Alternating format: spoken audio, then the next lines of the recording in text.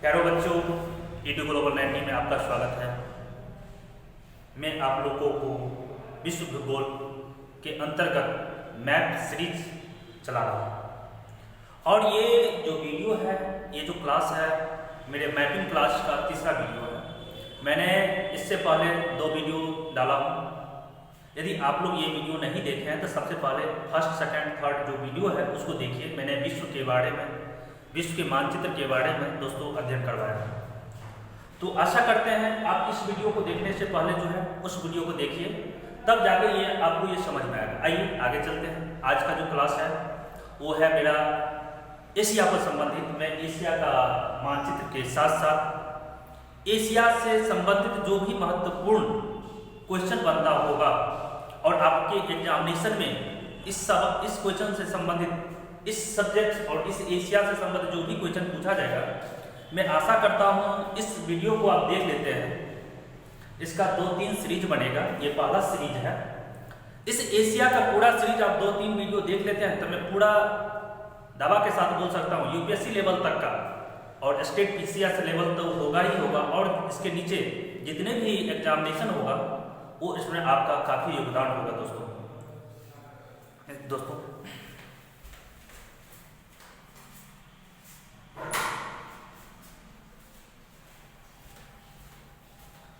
तो आशा करते हैं आप लोग ये वीडियो को पूरा गौर से देखेंगे, साथ साथ कापी पेन लेके बैठिए, क्योंकि मैं इस वीडियो में जो लिखा हुआ है 10-12 पॉइंट, इसके साथ साथ इससे बाहर मैं बहुत एक्स्ट्रा चीज भी बोलूंगा जो आप लोग लिखेंगे। दूसरी बात, इस वीडियो को आप देख रहे हैं तो सबसे पहले सब्सक्राइब कीजिए, शेयर कीजिए और व्हाट्सएप, फेसबुक जितने भी ग्रुप हैं ना उसमें डालिए। इससे क्या होगा, जो बच्चे इस तरह के वीडियो खोज रहा होगा, मैपिंग का क्लास देखना चाहता होगा, मैपिंग का ज्ञान लेना चाहता होगा, कितने बच्चे होते हैं वन लाइनर याद करते हैं, मैप का कंसेप्ट नहीं होता है, 1-2 दिन के बाद ये बच्चे भूल जाते हैं। बट हम लोग जो इस तरह का जो पढ़ा रहे हैं ना, आप मैपिंग के माध्यम से जो पढ़ेंगे ना, लॉन्ग टाइम तक, हमेशा जीवन भर आप इस बातों को समझेंगे। इसलिए आप लोग ख्याल से देखेंगे। चलिए मैं स्टार्ट करता हूँ। सबसे पहले एशिया। हम लोग जानते हैं पृथ्वी पर, विश्व में कुल 7 महादेश हैं और 5 महासागर हैं। तो 5 में सभी महासागर और महादेश के बारे में अध्ययन करूंगा, बट इस अध्ययन के अंतर्गत में पहला एशिया। आइए एशिया के बारे में जो देख रहे हैं आप, यहाँ से लेकर जो काला दोस्तों मैं पेन से इस तरह का घेरा, ये जो आप देख रहे हैं ये सब जो है टोटल का टोटल एशिया है। और ये वाले जो रेड कलर का है इस साइड वाले, यहाँ से इस साइड वाला ये यूरोप का भाग है, और इस स्वेज नहर से इधर का जो पार्ट है ना वो अफ्रीका। मैंने अफ्रीका का पूरा नहीं बनाया, यूरोप का मैंने पूरा नहीं बनाया, मैं सिर्फ और सिर्फ फोकस किया हूँ तो सिर्फ और सिर्फ एशिया महादेश पे। चलिए एशिया महादेश के बारे में आप लोग देख रहे होंगे। ये एशिया, इसी एशिया में मेरा प्यारा भारत जो है यहाँ पे है अवस्थित, जिसके बगल में Pakistan, Iran, Afghanistan, Iran, Iraq, Saudi Arabia, UAE, Qatar, ये सब देश आता है। इसके बाद कजाकिस्तान, तुर्कमेनिस्तान, खजाकिस्तान, इसके बाद मंगोलिया, चाइना, रशिया, इधर एशियन जो 10 देश होता है, सिंगापुर, थाईलैंड, म्यांमार, उस सब का भी मुझे जिक्र करना है। जापान हो गया, इंडोनेशिया हो गया, इधर भी हम लोग बात करेंगे। नॉर्थ कोरिया, साउथ कोरिया, ये सब देश यहाँ पर अवस्थित है। दक्षिण चीन सागर प्रशांत महासागर का ही पार्ट है, हिंद महासागर, ऊपर में आर्कटिक महासागर। तो हम लोग एशिया के चारों क्षेत्र के बारे में मैंने देख लिया। ये एशिया के उत्तर में आर्कटिक महासागर, एशिया के दक्षिण में हिंद महासागर, एशिया के पूर्व में प्रशांत महासागर और एशिया के पश्चिम में यूरोप और भूमध्य सागर या काला सागर के नाम से भी हम लोग जानते हैं, उसकी बात करेंगे। तो मैं यहाँ पर लोग ओकेजनली आप जो देख रहे हैं वो एशिया महादेश का फिगर है, चित्र है, मैपिंग है। आप लोग मोटा मोटी इस चीज को समझ रहे हैं। यहीं पे नेपाल है, भूटान है, ऊपर की ओर की बात करेंगे तो यहाँ पर चाइना है, इधर म्यांमार है, ये श्रीलंका है, मालदीव है, ढेर सारा देश है, कुल 48 देश है पूरे एशिया में। तो उसका हम लोग अध्ययन करेंगे। चलिए इसी पर हम लोग आगे चलते हैं। तो इस पे आधारित कुछ महत्वपूर्ण, अभी मैं लगभग 10 पॉइंट मैंने बनाया है। इस 10 पॉइंट के अंतर्गत कम से कम 25 क्वेश्चन है जो काफी इंपॉर्टेंट है और किसी न किसी रूप में आपको एग्जामिनेशन में आएगा। साथ साथ दोस्तों आप यदि एग्जामिनेशन की तैयारी कर रहे हैं या नहीं भी कर रहे हैं ना, तो आपको ये सामान्य जो ज्ञान होना चाहिए ना, होना ही चाहिए। इसलिए आप लोग गौर से देखें, कोई भी बच्चे हैं कोई पढ़ाई नहीं भी करते हैं तो उसको समय निकाल के इस वीडियो को देखना चाहिए। आइए, पहला क्वेश्चन है, एशिया से संबंधित पृथ्वी पर सबसे बड़ा महादेश क्षेत्रफल की दृष्टि से कौन सा है? तो एशिया है। पूरे पृथ्वी पर 7 महादेश, इस 7 महादेश की बात किया जाए ना तो 7 महादेश में जो है ना एशिया महादेश सबसे बड़ा है। और कहा गया पूरे पृथ्वी का, पूरे विश्व का जो ग्लोब होती है उसका 9% सिर्फ और सिर्फ एशिया रखती है। और पूरे स्थल का, यानी जानते हैं 7 महादेश है, तो 7 महादेश किसी न किसी स्थल पे है, तो पूरे स्थल का पृथ्वी पे जो 29% स्थल है, उस 29% में 29 भाग का 30% सिर्फ और सिर्फ एशिया अपना स्थान घेर दिया। देख लीजिए यहाँ पे कितना, इधर भी है इधर भी है, पूरा क्षेत्र है। तो यहाँ पर याद रखिएगा पृथ्वी पर सबसे बड़ा महादेश क्षेत्रफल की दृष्टि से एशिया, और ये एशिया पूरे पृथ्वी का 9% है, 9%। और लैंड का जो भाग है, स्थल का जो भाग है वो 30% है, जो हम लोग को याद रखना होगा। तो ये पूछा जाता है पूरे विश्व का एशिया कितना प्रतिशत है, जिसमें लैंड भी आ जाएगा, वाटर बॉडी भी आ जाएगा, और 9%। और स्थल, सिर्फ लैंड की बात किया जाए ना, जितने पृथ्वी पर लैंड है ना उसका 30% एशिया कवर कर दिया। दोस्तों आशा करते हैं पहला क्वेश्चन आपको समझ में आ गया। दूसरा की बात करते हैं, किस महादेश की तटीय रेखा सबसे लंबी है? जैसे 7 महादेश है, तो 7 महादेश का मतलब हुआ किस महादेश का तटीय रेखा सबसे लंबी है, तो होगा मेरा एशिया, जो कि 62,800 किलोमीटर लंबी है। जैसे देखिए तटीय, जैसे हिंद महासागर, आर्कटिक महासागर, प्रशांत महासागर, ये सभी जितने भी तटीय क्षेत्र है, जिस तरह से भारत का यहाँ से लेके यहाँ तक तटीय, और हम जानते हैं हमारे भारत का मुख्य भाग का, भारत के मुख्य भाग का 6100 किलोमीटर तटीय है, और कुल मिलाकर जितने भी द्वीप है उस सबको मिला के दिया जाता तो 7516 किलोमीटर है।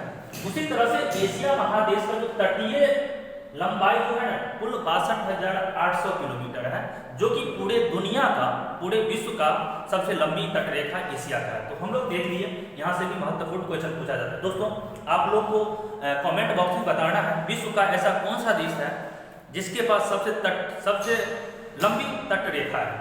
चलिए अगला क्वेश्चन चलते हैं। एशिया के कुल देशों की संख्या, दोस्तों यूएनए के अनुसार, UNA united nation of organization के अनुसार एशिया में कुल 48 देश है। उस 48 देश को हम लोग अगला वीडियो में काफी अध्ययन करेंगे। जो इंपॉर्टेंट देश है उसकी राजधानी, उसकी जनसंख्या, उसकी क्षेत्रफल और उसकी करेंसी, उसकी फ्लैग, सारी बात हम लोग को करना है। तो एशिया में कुल 48 देश है। एशिया का सबसे बड़ा देश क्षेत्रफल की दृष्टि से, दोस्तों एक बात मैं बताता हूँ, यहाँ पर क्वेश्चन थोड़ा क्लियर करना चाहता हूँ। एशिया में कुल 48 देश है, और पूछा गया है एशिया नहीं, एशिया का सबसे बड़ा देश क्षेत्रफल की दृष्टि से तो रूस, इसके बाद चीन। कभी कभी विश्व में भी जानते हैं, विश्व में क्षेत्रफल की दृष्टि से सबसे बड़ा देश रूस भी होता है, मगर रूस जो है ना कुछ पार्ट एशिया में भी पड़ता है और कुछ पार्ट यूरोप में भी पड़ता है। इसलिए एशिया, मुख्य बात यदि एशिया का किया जाए, एशिया में सबसे बड़ा, और ऑप्शन यदि रूस नहीं रहा जाए तो हमारा चीन भी आता है, क्योंकि चीन भी एशिया के कुल, जब रसिया दोनों भाग में आता है तो रसिया को यदि छोड़ दिया जाए तो एशिया में यदि ऐसा पूछा जाए तो कौन सा देश सबसे बड़ा है क्षेत्रफल की दृष्टि, तो हमारा स्थान आएगा चीन का। मगर ओवरऑल यदि पूछा जाए ना एशिया का पूरा स्थान ले लिया जाए तभी मेरा रूस होगा, ये बात को ख्याल रखिए। एशिया का सबसे बड़ा देश जनसंख्या की दृष्टि से हम जानते हैं, विश्व में भी, और एशिया विश्व में सबसे बड़ा जनसंख्या की दृष्टि से चाइना है, और एशिया में भी चाइना एशिया में आता है, इसलिए एशिया का सबसे बड़ा जनसंख्या की दृष्टि से चीन, जिसके बाद तो आता है भारत का स्थान, इसके बाद इंडोनेशिया।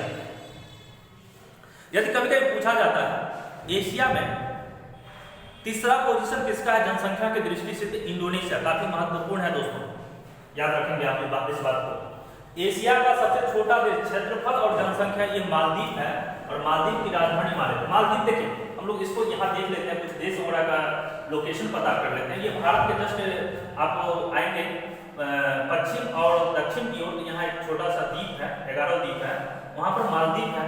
कहा गया भारत का एकदम अच्छा पड़ोसी देश है। यहाँ पर जनसंख्या मात्र 4 लाख है मालदीव का, और भारत के साथ बीच में संबंध गड़बड़ा गया था, बट वर्तमान में धीरे धीरे मालदीव के साथ भारत का संबंध सुधर रहा है और भारत काफ़ी तो आर्थिक रूप से, सामाजिक रूप से और जहाँ तक संभव हो सभी रूप से मालदीव को सहायता भी किया जा रहा है। तो दोस्तों यहाँ पर मालदीव हो गया जो कि पूरे एशिया में सबसे छोटा देश है जनसंख्या के भी मामले में और क्षेत्रफल की दृष्टि से। मगर यही क्वेश्चन हमसे ये पूछ दिया जाए, छोड़ो दोस्तों, क्षेत्रफल और जनसंख्या के हिसाब से पूरे विश्व में सबसे छोटा देश कौन सा है? तो हम कहेंगे वेटिकन सिटी, जो मैंने पिछले वीडियो में इस चीज का जिक्र कर चुका हूँ। आइए आगे चलते हैं। पूरे विश्व पृथ्वी पर सबसे ज्यादा जनसंख्या किस महादेश के पास है? अब महादेश मैंने पूछा है, देश नहीं पूछा है। पूछा गया है पूरे विश्व में सबसे ज्यादा जनसंख्या किस महादेश के पास है? तो एशिया होगा। और हम जानते हैं वर्तमान में पूरे कुल विश्व का या कुल पृथ्वी पर लगभग 800 करोड़ जनसंख्या है। उस 800 करोड़ जनसंख्या में एशिया में सिर्फ और सिर्फ 405 मिलियन मतलब 450 करोड़ जनसंख्या है। 800 करोड़ में 450 करोड़ जनसंख्या सिर्फ और सिर्फ एशिया में है, और जो रेस्ट बचा 350 करोड़ वो रेस्ट जो 6 महादेश है उसमें है। इसलिए कहा गया टोटल 60% जनसंख्या हमारे एशिया में प्रेजेंट है। अब आइए हम लोग ये बात को भी जिक्र कर लेते हैं दोस्तों। एशिया के सबसे उत्तरी देश कौन है? सबसे पश्चिमी देश कौन है? एशिया का सबसे दक्षिणी देश कौन है? और एशिया का सबसे पूर्वी देश। तो यहाँ पर देखेंगे एशिया है, एशिया का सबसे उत्तरी देश ऊपर होता है उत्तर, ये मेरा रसिया, रूस। यदि एशिया का सबसे पूर्वी भाग किया गया है तो कहीं ना कहीं रसिया का ही भाग आता है, तो रसिया। एशिया का सबसे दक्षिणी भाग किया गया तो सबसे नीचे ये जो आया वो हम लोग जानते हैं इंडोनेशिया का क्षेत्र है, जो कि पूरे दुनिया का सबसे बड़ा द्वीप समूह लगभग 13,000 द्वीप इसमें स्थित है। यहाँ पे देखेंगे 13,000 द्वीप यहाँ स्थित है। मैंने छोटा नहीं बताया हूँ, पूरे 11,000 द्वीप 13,000 द्वीप ले सकते हैं, बना नहीं सकते हैं, ये हो गया। और एशिया का सबसे पश्चिमी जो देश है वो है आपका तुर्की, जो कि कुछ भाग यूरोप में भी पड़ता है और कुछ भाग एशिया में भी पड़ता है, ये है क्षेत्र। तो मैंने यहाँ लिखा है एशिया का सबसे उत्तरी देश रूस, पश्चिमी देश तुर्की, दक्षिणी देश इंडोनेशिया और पूर्वी देश रूस। आगे आते हैं एशिया की चौहद्दी। जिस तरह से मैंने आप लोग को भारत का चौहद्दी बताया, बिहार का भी चौहद्दी बताया, यानी चारों बगल की स्थिति के बारे में बताया था, उसी तरह से एशिया का मैं चौहद्दी बता रहा हूँ। तो एशिया का उत्तर में आर्कटिक महासागर, एशिया के पूरब में प्रशांत महासागर, एशिया के दक्षिण में हिंद महासागर और एशिया के पश्चिम में यूरोप देख सकते हैं, भूमध्य सागर देख सकते हैं, काला सागर देख सकते हैं।